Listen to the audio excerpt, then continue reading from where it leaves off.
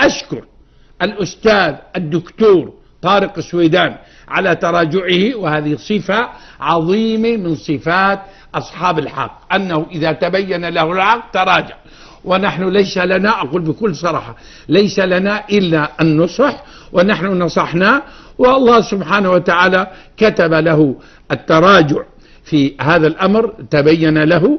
وأنا أنصحه لله أن فعلا أن باختصار، كم باقي؟ نص ساعة؟ انتهى الوقت؟ يقولون انتهى الوقت، لكن مسموح، يجوز للشيخ ما لا يجوز لغيره.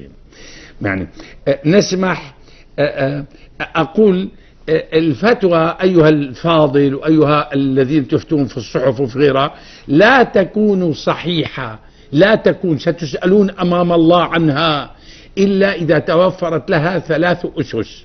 ما هي؟ 3 أسس. الأولى التأصيل الشرعي، عنده تأصيل دارس عند شيوخ أو في جامعات ومتأقلم ومتدرب على هذا. 2 أن يكون هو لديه آلة الاجتهاد. في ناس يدرسون في الجامعة لكن ليس عندهم آلة الاجتهاد، وإلا يكون مثله مثل التكفيري. يعني ما هو مشكلة التكفيريين في تكفير عباد الله وسفك دمهم؟ ما هو السر؟ أنهم حفظوا وليس عندهم آلة للاجتهاد، نظروا إلى ظاهر بعض النصوص وأفتوا بسفك الدماء وإلى غير ذلك.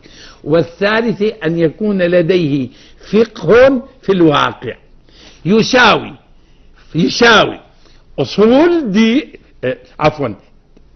أصول شرعية، زائد هو فطن مجتهد عنده لغة، زائد فقه واقع، 3 عناصر، يساوي ما يساوي فتوى صحيحة، يساوي فتوى معتبرة. فقد تكون صحيحة وقد تكون غير صحيحة.